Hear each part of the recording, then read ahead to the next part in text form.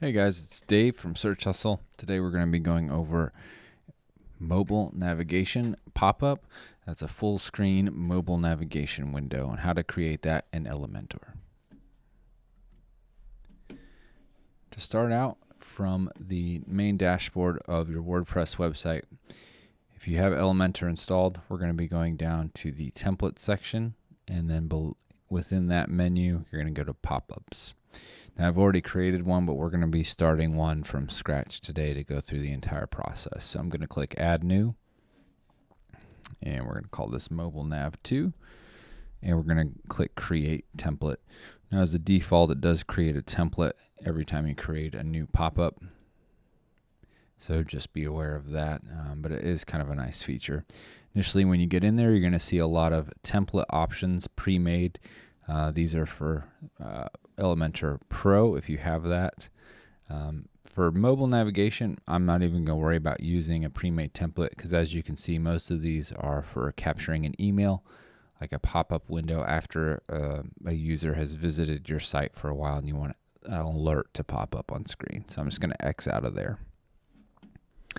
That's going to bring us to our regular Elementor blank canvas. So we're going to go ahead and just get started with one full width section. And then we need to adjust this so that it's going to take up the entire viewport. So on that section, we will set the height to fit to screen. And then we're going to go down here to the bottom left on the settings for the entire pop-up. And we're going to go here to height and also click fit to screen. And for width, we want to do view width of 100. So that way we are covering our entire viewport. All right, so currently we're on desktop mode. We're going to be doing this for mobile so we can switch over there eventually. But the reason I'm staying in desktop is because those settings will translate to the other viewports by default. So the first thing we're going to do is add our site logo image. So for Search Hustle, we're just going to grab our logo and we're going to scale that to an appropriate size. And we're going to align our menu and all of our items to the right. Next, we're going to add our navigation menu. So I'm just going to type in navigation, grab the Elementor navigation widget, and we're going to select our SH main menu. Now the layout, we want that to be right aligned and stacked. So we're going to do vertical, and we're going to align it to the right.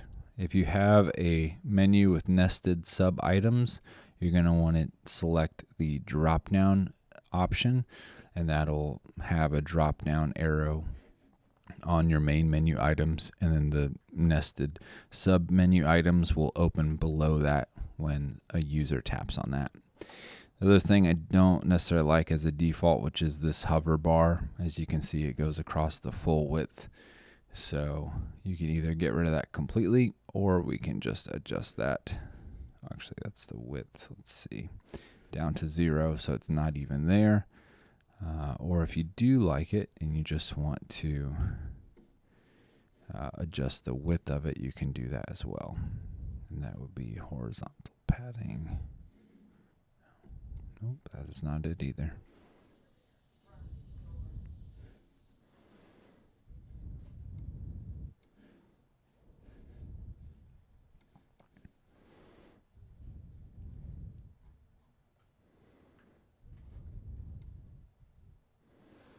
Space between for our menu items to get those spaced out a little bit.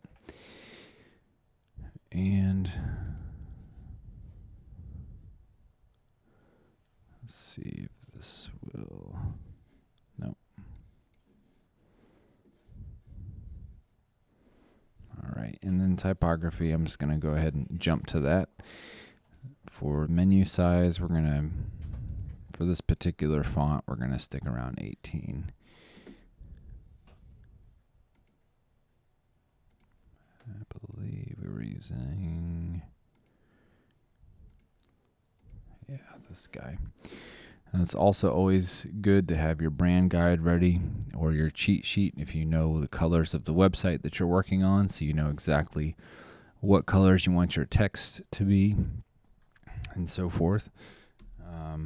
Dividers, any other peripherals that you have going on there.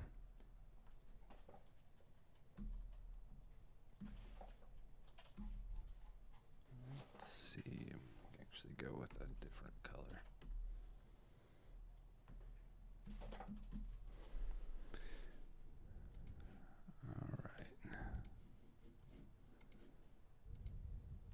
All right, so we've got our text color set, and we have our logo and our menu. And next, I'm probably going to add a divider. And I'm actually going to get rid of that pointer line altogether. Now for the divider, I'm going to go ahead and match up the color. Same color as our text. And I'm going to have the width not be completely full width. So I really only want it to kind of look like that. So I've reduced it to 40%, aligned it right. And then typically below that, you can add social icons and other links. And a typical menu is going to have several more menu items. But again, this is just to give you a quick overview of how to set this up. So we can add our social icons below that. And probably our NAP, or name, address, phone number, is another good one to add. On social icons, you have the option over here in the Style tab to switch to custom colors.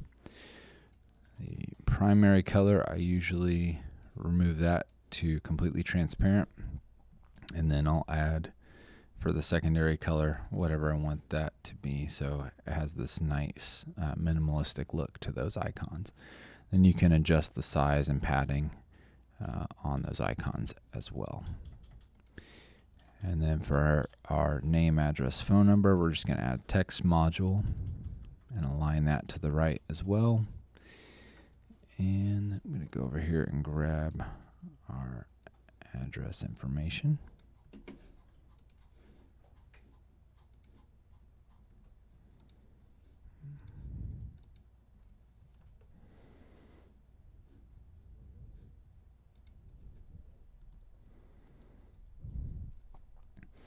And another helpful tip, if you don't know to use single line spacing on WordPress, if you're frustrated when you hit the return key and the line spacing jumps to double spacing, hold down Shift when you hit return to make sure that it's a single spacing on that. And I'm going to go back over here and grab this color again to use on this text. And since this is all linked up, it's actually not going to match that color, so I'll have to add that manually.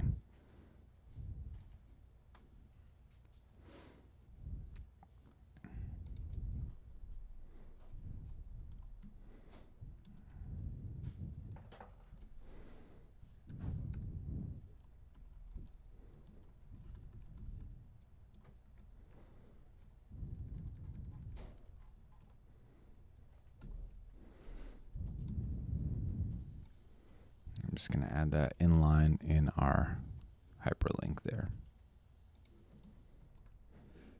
All right.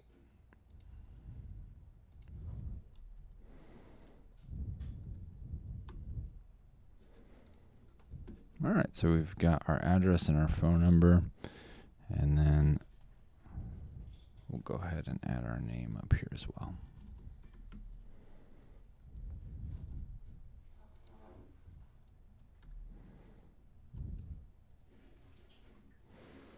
All right, and if you don't have a lot of menu items and you need to fill out this space a little bit more, you can add your sitemap, privacy policy links, information like that to the bottom as well.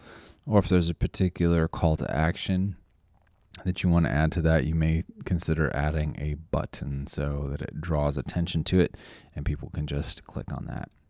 Next, we just need to adjust everything for the proper viewport. This is another critical piece of information here on the navigation menu. Under the content section, you want to make sure that you set the breakpoint to none because we want this to appear the same. And then you can see it's kind of really hitting that right side, so we're going to add a little bit of padding on the right, probably 2 M's, and that looks good. So this is our iPad view, and then we'll jump to mobile here. And it looks like our logo got adjusted a little bit on mobile. So I'm going to go ahead and push this down a bit. And then let's update this logo size for mobile. 85%. That's looking pretty good. The last thing we're going to adjust is the close button. We're going to go down here to the settings icon for the entire pop-up. And then we're going to go to style and the close button down here at the bottom. Here you can set the color and the size. So I want to do a little bit bigger. And then for the color, we're going to change that to our other color that we've been using here, slate gray, and I may bump that down to 25. I'm liking how that looks. And then I'm going to, you can either save as a draft, set display conditions, or if you hit publish, it's going to ask you for those display conditions as well. So for pop-ups, display conditions, since this is a mobile navigation menu, we're going to trigger it with a link on our main header. We're just going to leave it display for the entire site. It's not going to display until we set the parameters or we set an element to be clicked on to actually have it appear. So I'm going to save that, and now it's saved as a pop-up. Now if we go over to our header, here we have our hamburger icon. This is just an icon widget in Elementor that I've set. And then for the link, I'll go ahead and clear this so you guys can see it. This is what the link will look like when it's not set up. You're actually going to click over here where it says dynamic tags, these little stacked circles. And then you're going to scroll down until you see pop-up. Then you're going to click on pop-up, and you're going to actually have to select the pop-up that you want to appear when someone clicks on that. So we just created mobile nav 2. We're going to hit update. Now if we go to our home page, currently we just have the hamburger set up for every viewport. If you click on that, there is what we just created.